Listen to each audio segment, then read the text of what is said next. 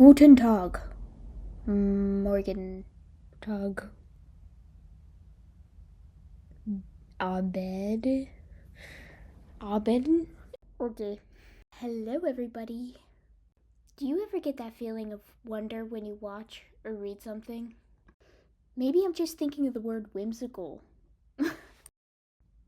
I'm a huge movie fan, but lately, the movies today are kind of not that good. In my opinion, I believe the most important thing about a story is the battle between good and evil. Movies have been under attack for a while now.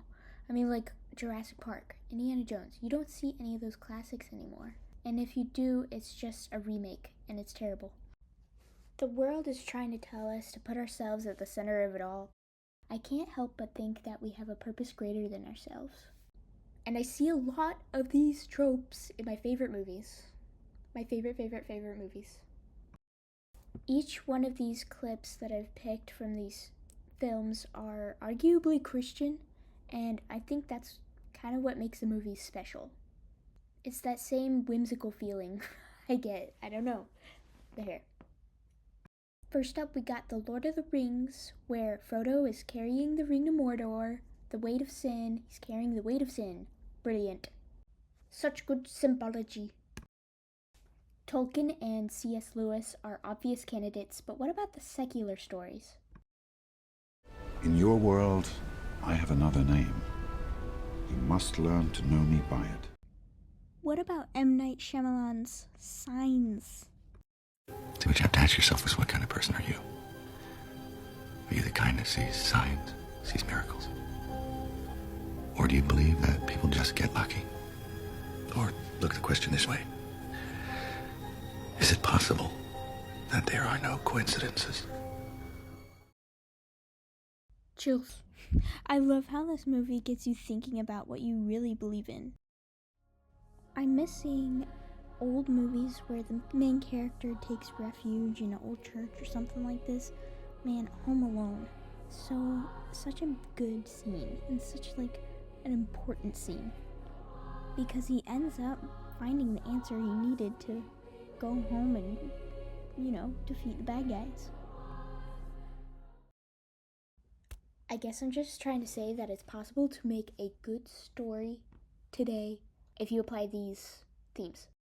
And you can do it strategically, not about specifically Christian topics, but you can implement the themes in there to make it interesting instead of just throwing it at the audience's face. Those core values that Christianity has can work as a firm foundation for your story. As a Christian, this gives me good inspiration. I mean, even in Legend of Zelda, the original concept for Hyrule, Link, it was all about Christianity.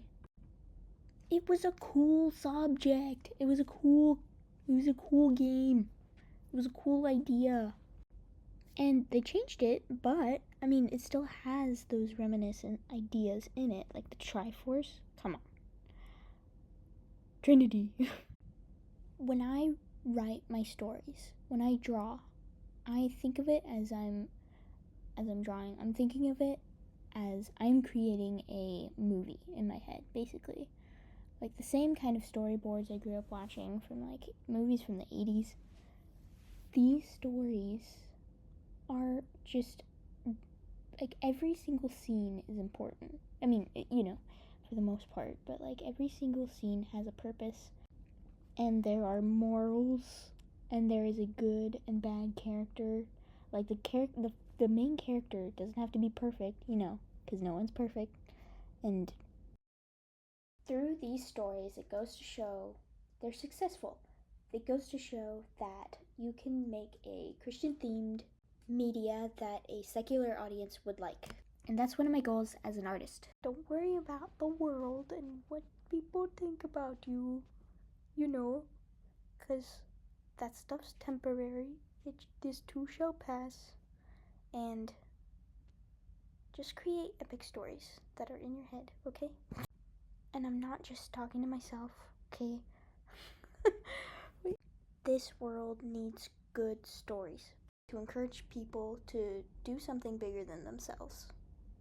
So I hope you've enjoyed this video, and God bless. In your world, I have another name. You must learn to know me by it.